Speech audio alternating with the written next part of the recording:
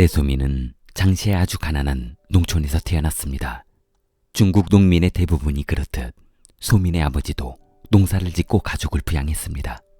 소민의 집에는 형제가 많아 제일 큰 형이 옷을 한번 사면 둘째가 입고 그 다음 셋째, 막내는 옷이 다 헤어져 겨우 입을 때까지 입어야 했습니다. 딸이든 아들이든 그건 중요하지 않았습니다. 먹는 것은 더욱더 말할 필요가 없었습니다. 자녀들을 골고루 먹일 수가 없어 농사일을 시켜야 하는 첫째부터 먹이고 나머지는 동생들이 나눠 먹는 비참한 성장기를 거쳐야만 했습니다. 소민은 어려서부터 비참한 생활을 해왔던 터라 나중에 어른이 되면 꼭 돈을 많이 벌어 옷도 원 없이 사 입고 먹고 싶은 것도 배불리 먹을 것이라며 다짐했습니다. 소민은 주위 어른들에게 돈 버는 방법이 무엇이냐고 물었고 어른들은 공부를 열심히 하면 성공해서 돈을 많이 벌 수 있다고 해주었습니다. 그러자 그때부터 소민의 꿈은 공부 잘하는 사람이었습니다. 소민은 마을에서 줄곧 공부를 잘해 장지성에 위치한 장시대경대학교에 입학했습니다. 이 대학에서는 주로 재무관계나 경영을 공부해서 정부일이나 지방, 성, 시, 그리고 회사 등에서 근무할 수 있는 자격이 주어졌습니다. 소민은 대학을 졸업한 후 장시성 중국인민은행 장시지역 지점에 취직했습니다.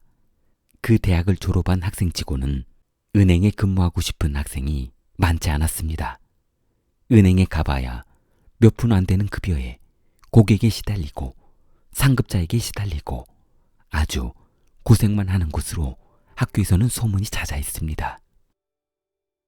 더군다나 부장이 건네준 업무는 꼬박 하루를 날새고 일해도 끝나지 않을 만큼 너무 힘들었습니다. 은행에 취직했던 동기들은 일이 힘들다며 하나둘 그만두고 떠나기도 했습니다. 간혹 부서를 옮기며 버티고 있는 동기들도 있었지만 부서를 옮기고서도 힘든 건 마찬가지였습니다. 그러나 소민은 이런 일쯤은 아무것도 아니었습니다. 어린 시절 먹을 것이 없어 며칠을 굶어가며 그렇게 살아온 인생에 비하면 이건 아무것도 아니었습니다. 그렇게 부장이 지시하는 일들을 악착같이 처리하자 어느 날 부장이 소민을 호출했습니다. 소민은 난데없는 부장의 호출에 놀랐습니다.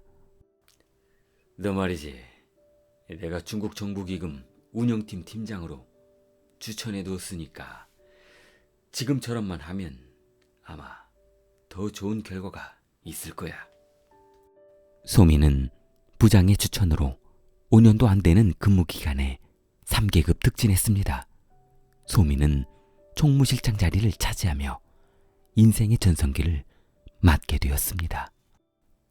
국유 금융기업 책임자로 국가의 돈을 국가정책사업이나 은행, 회사들의 자금을 지원해주는 역할을 하는 일을 했습니다. 부실 경영과 고위험군 회사에는 더 이상 자금을 지원해주지 말아야 하고 손실을 최소화해야 했습니다. 그러나 그들에게 강압적인 태도를 보이다가 조금이라도 살 수 있는 기회를 주는 한마디로 물꼬를 터줄 수 있는 권력을 가진 것도 소민이었습니다. 그러다 보니 수많은 회사들이며 은행들이 그에게 잘 보이기 위해 줄을 서 있었던 것이었습니다. 이곳에 근무한 지 얼마 지나지 않아 이런 일이 무척 흥미롭다는 것을 알게 되었습니다. 월급보다 로비로 들어오는 돈이 엄청났기 때문이었습니다. 로비로 받는 돈이 본인 월급 1년치를 모은 돈보다 많았습니다. 소민은 가슴이 두근거리며 신났습니다. 시간이 지날수록 금액의 단위는 상상을 초월해 갔습니다. 한 곳에서 받는 로비 자금이 본인의 10년치 월급과 맞먹었습니다. 금융업계는 매일 돈을 필요로 했는데 소민이 지원해주는 금액 수백억, 수천억에 비하면 이 로비 자금으로 받아들이는 돈은 별것이 아니었습니다. 소민의 권력을 필요로 했던 곳들은 처음에는 돈으로 로비를 시작했으나 갈수록 변질된 로비로 힘들어갔습니다. 왜냐하면 로비하는 자들이 서로 경쟁을 해가면서 가격을 한참 부풀려 놓았기 때문이었습니다. 돈으로 지급했던 것이 자동차로, 그 자동차는 스포츠카로 벤츠, BMW, 벤틀리, 람보르기니 등 수없이 많은 고급차들로 로비를 했습니다. 소민의 지하실 주차장은 지금까지 한 번도 탑승한 적이 없는 고급 승용차가 가득하다고 합니다. 규제에 걸리지 않기 위해 업자들이 주는 돈은 통장에 넣지도 못했습니다.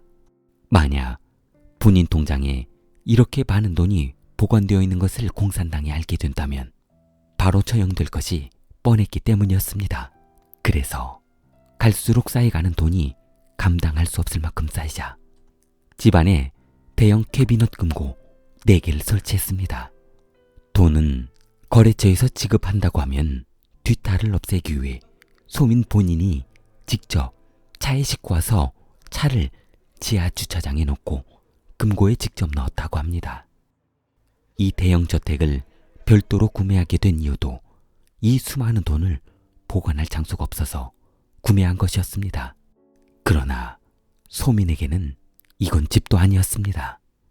거래처들은 전국 각지에 로비 자금 대신 소민 앞으로 대형 주택을 구매해 주었기 때문이었습니다. 소민은 이제 거래처에 떳떳하게 요구하게 되었습니다. 이번에는 무슨 차가 필요하니 그 차를 사와라. 칭다오에 수영장 딸린 집이 필요하니 바닷가 근처에 근사한 집으로 한 채 사주라는 등 노골적으로 요구했다고 합니다. 소민의 야망은 멈추지 않았습니다. 실적 업무 평가를 잘 받기 위해서는 최악의 부실기업이 최소한의 비용으로 회생했다든지 최대한의 실적을 올려야 했기 때문에 폐업해야 할 회사들을 무리해서 지원해주며 수많은 뒷돈을 받았습니다. 수많은 부실기업에게 지원해주다 보니 밑빠진 독에 뿔을 붓는 격이 되었고 최대한 실적을 올리고 난 후 중국 국영기업 화룡그룹의 회장 자리로 자리를 옮겼습니다. 훗날 이 수많은 부실기업은 시한폭탄으로 돌아와 중국 정부 재정에 막대한 손실을 입히게 되었습니다. 국영기업 회장 자리에 올라간 소민은 잔소리에 드는 부인도 귀찮아졌습니다. 부인과 이혼해버렸습니다.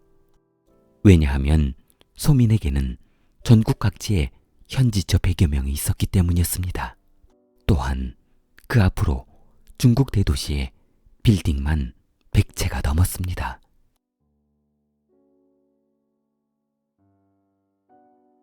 소민은 본인의 권력이 평생 갈 것으로 생각했습니다. 그러나 지원금에 불만을 품은 누군가가 공산당에 투서를 했고 정부에서는 이전부터 잡음이 많이 생기는 소민에 대해 조사해 보기로 했습니다. 정부 감찰단은 정보한 입수를 토대로 소민의 집을 급습했습니다. 그러자 감찰단은 처음 보는 장관에 입을 다물지 못했습니다. 소민의 집에는 돈을 보관하는 금고방이 따로 있었던 것이었습니다. 일반 성인 키보다 높은 높이의 금고가 6개가 있었습니다. 배귀한 단위 100장씩 묶음으로 3톤이 나왔습니다. 현금 한화 약 370억이 금고에 빼곡하게 보관되어 있었습니다. 금고에 있던 돈들은 모두 공통점이 있었는데 모두 은행 봉인이 된 채로 묶여 있었다는 것이었습니다. 굳이 돈을 세어보지 않아도 확실한 금액이 묶여 있다는 것을 알 수 있었습니다. 그뿐만이 아니었습니다. 현금 보관 금고 옆에는 귀금속을 보관하는 금고가 별도로 있었습니다. 수천만 원짜리 손목시계와 골드바, 다이아몬드 등 금액을 환산할 수 없을 정도의 귀금속이 보관되어 있었습니다.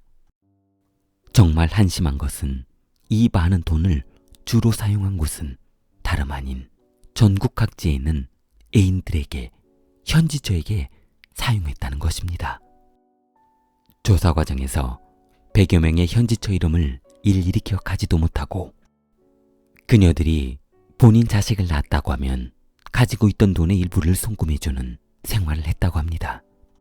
2021년 1월 5일 천진 제2중국법원은 전 공산당 당서기이자 활용자산 회장인 소민, 중문 이름 라이샤오민에게 사형을 선고했습니다. 그리고 사형 집행 날짜는 2월 23일로 예정되었습니다. 그러나 법원은 집행 날짜를 갑자기 변경해 1월 29일 사형을 집행했습니다. 공산당은 당 간부가 비리에 관련이 되어 있다 하더라도 약식으로 조용히 사건을 무마하는 경우가 많은데 소민, 라이샤오민은 국익을 훼손하고 수많은 부실 대출 승인을 해준 것이 원인이 되어 공개적으로 언론에 보도하고 사형을 집행한 것입니다.